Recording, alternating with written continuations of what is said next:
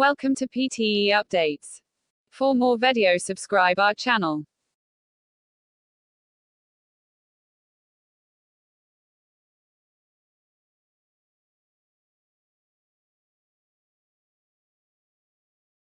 The risk is that this new and important science is turned into yet another culture war. Before proposing divisive solutions, scientific eschatologists need to concentrate on nailing the basic facts. Otherwise, historians of the future may judge us harshly for reading the danger signs but failing to act.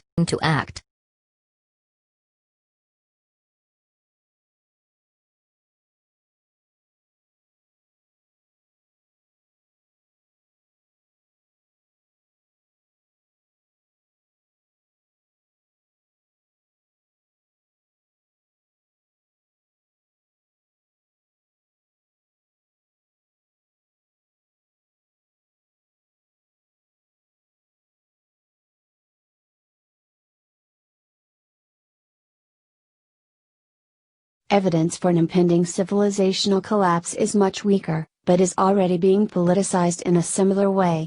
The causes being offered are familiar bugbears of the left: inequality, population growth and resource depletion. The proposed answers are equally predictable and contentious.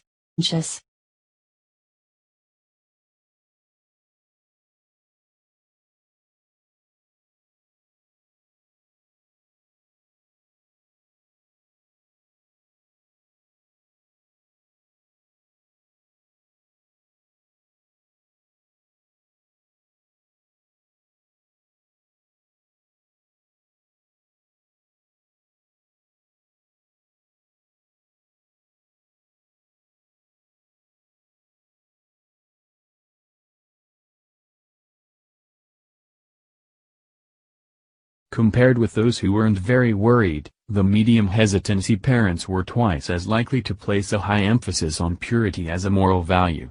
And high hesitancy parents were twice as likely to emphasize purity and liberty, but half as likely to stress authority, compared with low hesitancy parents.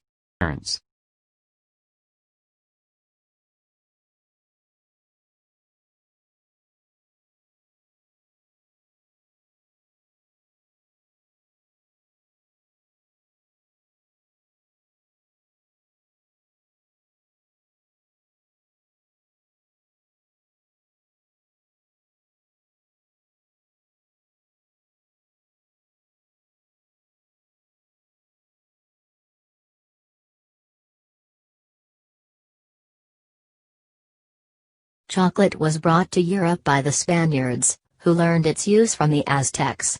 It was introduced into England about 1657 and first manufactured in the United States near Dorchester, Massachusetts, in 1765. Americans consume approximately 12 pounds of chocolate per capita per year.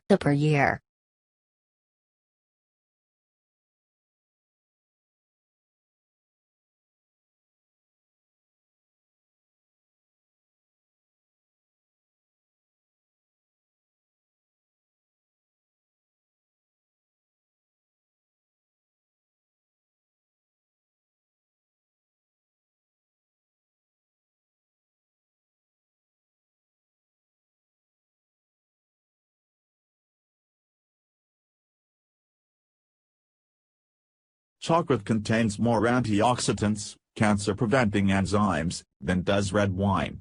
It is important to note that in order to be significantly beneficial, the chocolate must contain at least 70% cocoa solids.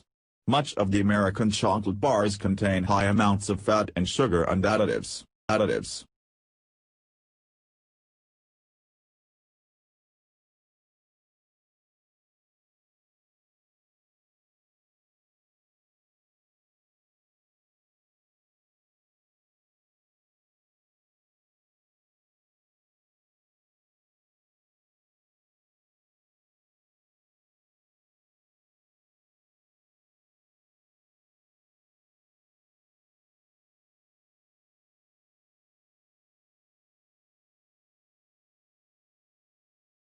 Additionally, you need to watch your chocolate intake due to the amount of calories packed into one little bar.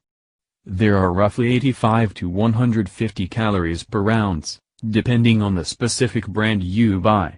Your best bet is to purchase a high-quality dark chocolate bar.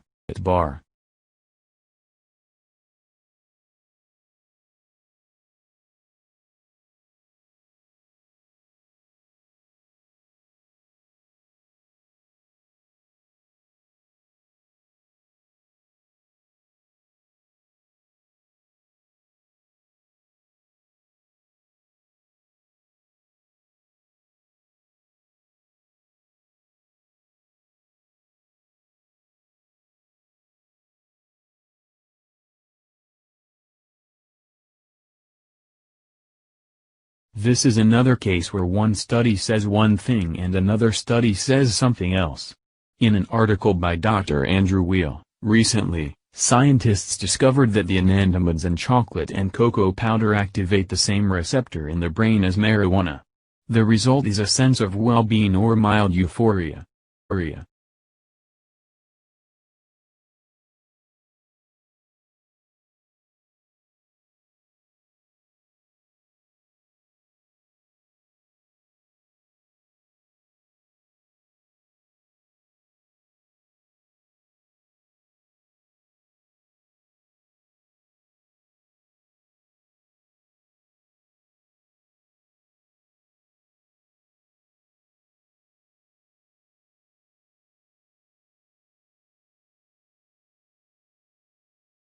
In a large saucepan, combine the milk, chocolate chips and butter. Cook and stir over low heat until melted and smooth. Stir in confectioner sugar. Bring to a boil. Reduce heat, simmer, uncovered, for 10 minutes or until thickened, stirring frequently. Remove from the heat, stir in vanilla.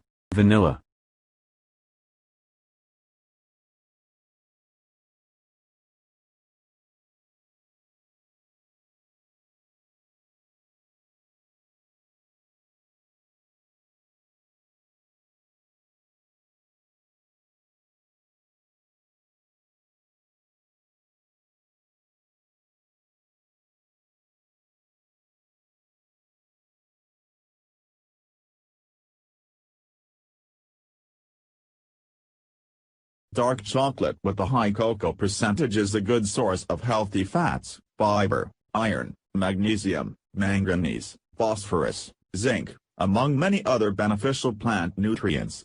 Though, moderation is key as all these nutrients come with a lot of calories and moderate amounts of sugar too.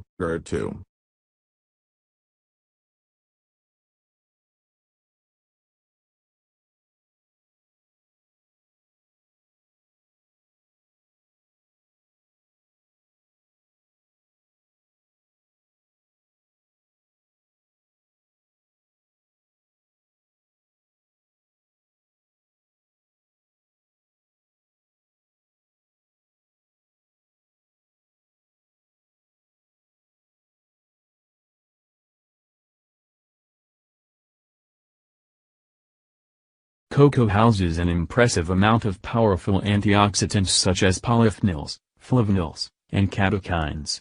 In the ORAC, oxygen radical absorbance capacity, chart, raw cocoa is at the top of the antioxidant list, among other superfoods such as blueberries, goji berries, and pomegranate seeds.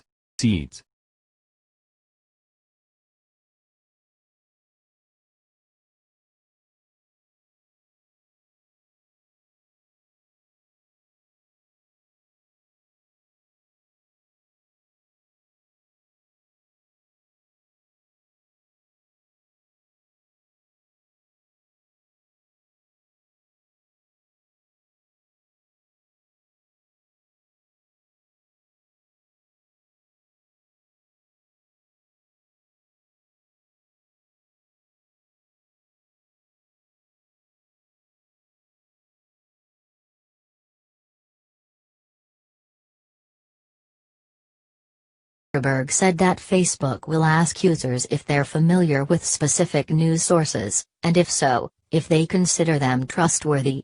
The idea is that some news organizations are only trusted by their readers or watchers, and others are broadly trusted across society even by those who don't follow them directly.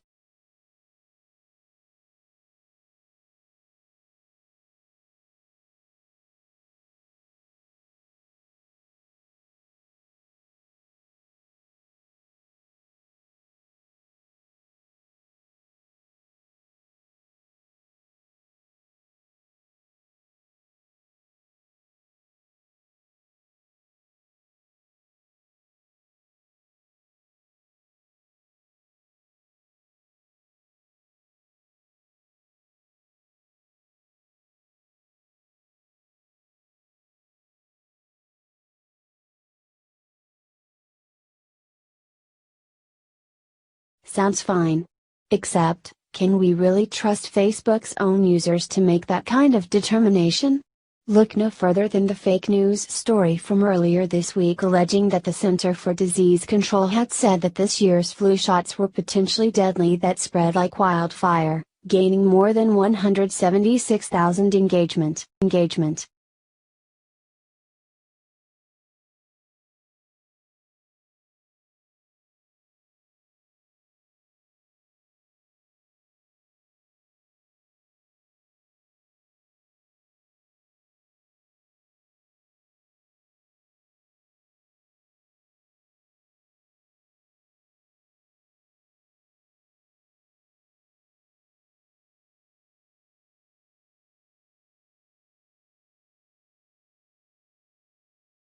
In general, you would think that the wisdom of the crowds would mean that the cream will rise to the top.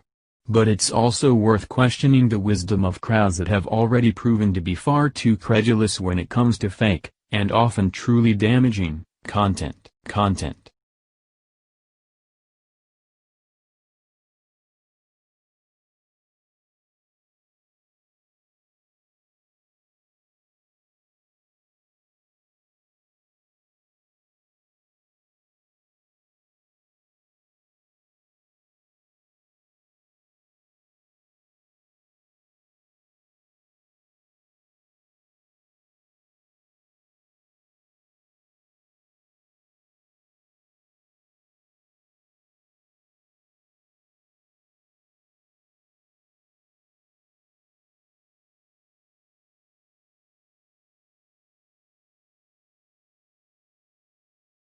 Last summer, Google fired James Damore for violating its code of conduct after the engineer circulated a memo arguing that women may perform less well in technical jobs than men because of biological differences between the sexes.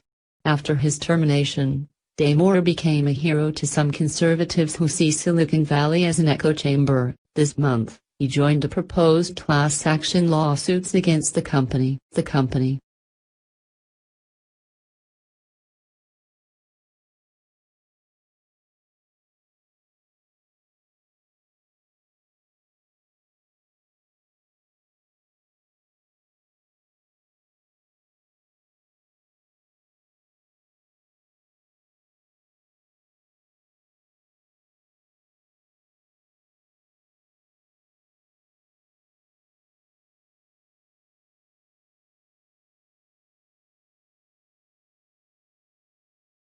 It's usually cheaper and faster to order pizza than to get a delivery of fresh ingredients from a grocery store. One startup thinks it can change that equation and potentially also begin to make it a little more likely that people choose to eat healthier dinners.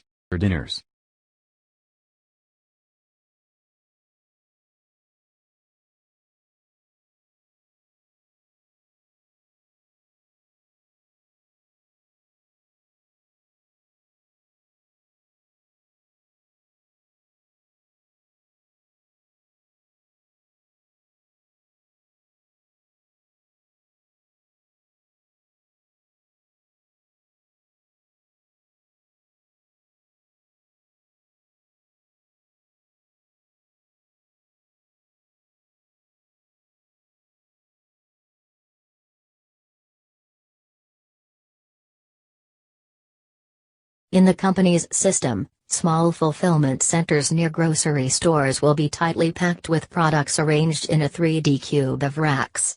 In the design, Various robots climb across the space picking up totes filled with products and bringing them to a human packer.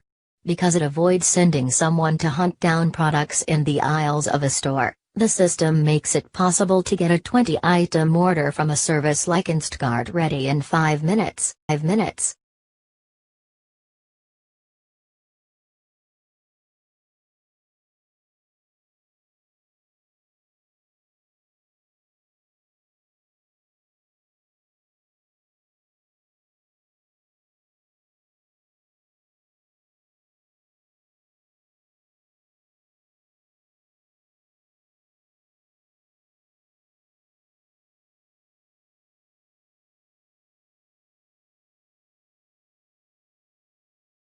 Typically, retailers use large, remote warehouses to make it more efficient to fulfill online orders. But because the robotics system can work in smaller spaces, the startup plans to build centers in urban neighborhoods, but not in places where high rents are making it hard to run a retail store.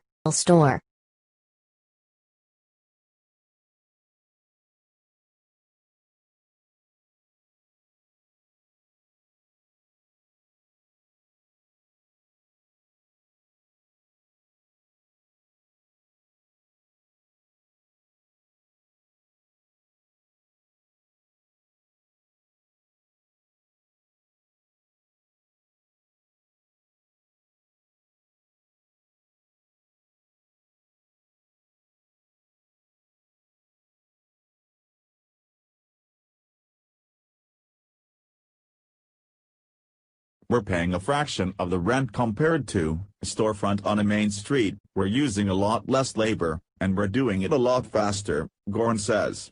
It changes the economics of the situation, and that allows retailers to offer faster, cheaper delivery.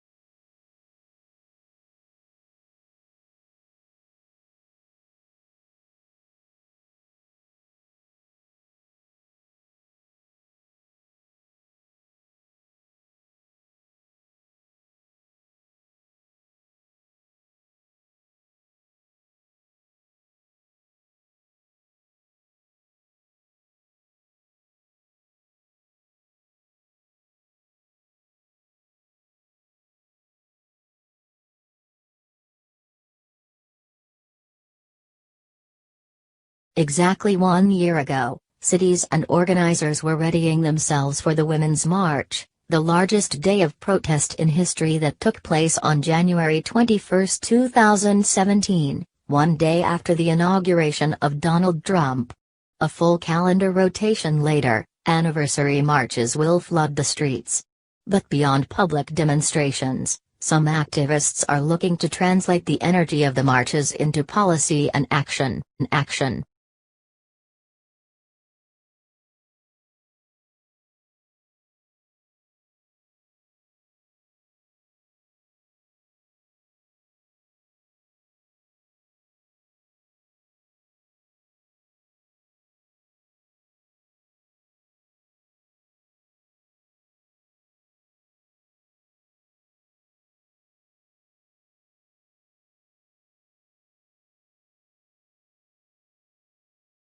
March On, an organization that spun off the original Women's March group last year, is focusing its energy this year on galvanizing people to vote during the elections this year. During the midterms, they'll be organizing community marches to polling places.